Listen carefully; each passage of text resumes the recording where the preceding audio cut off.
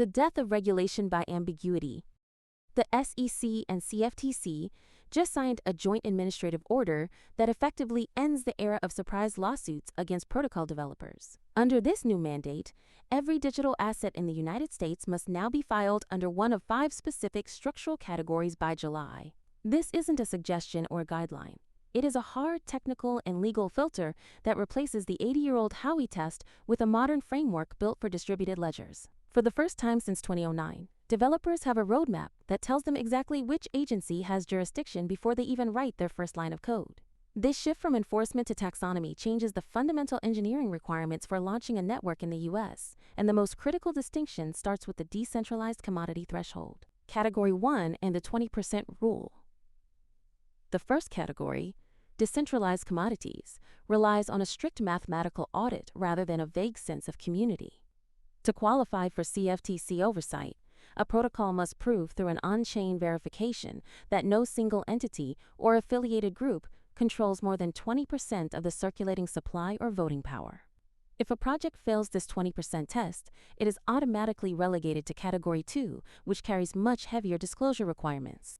This creates a massive incentive for foundations to aggressively distribute tokens early, effectively making decentralization a technical compliance requirement rather than a philosophical goal. The trade-off is clear: achieve structural neutrality or face the reporting overhead of a restricted digital asset. The Restricted Assets Sandbox.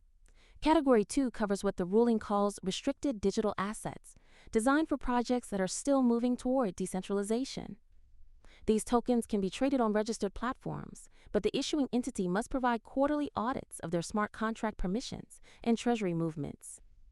It is essentially a bridge category that acknowledges a project might start centralized but aims to become a commodity. However, the catch is the sunset clause. Projects only get 36 months to hit their decentralization metrics before they are forced to register as a full-blown security. This puts a ticking clock on every venture-backed protocol in the ecosystem, and the engineering pressure to automate governance is now a legal necessity for Category 3 infrastructure tokens, and stablecoin silos. Categories 3 and 4 separate functional infrastructure from payment stablecoins. Infrastructure tokens are now defined by their utility within a specific tech stack, like gas tokens or compute credits, and they avoid traditional securities labeling as long as they cannot be used for speculative collective investment.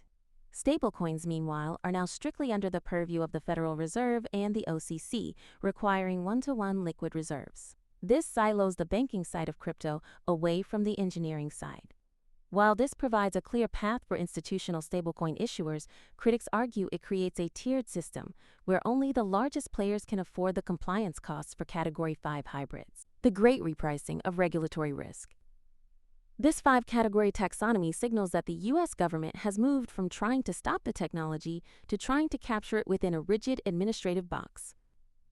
By forcing projects to choose between the 20% rule and the restricted asset sandbox, the SEC and CFTC have effectively turned decentralization into a measurable financial metric.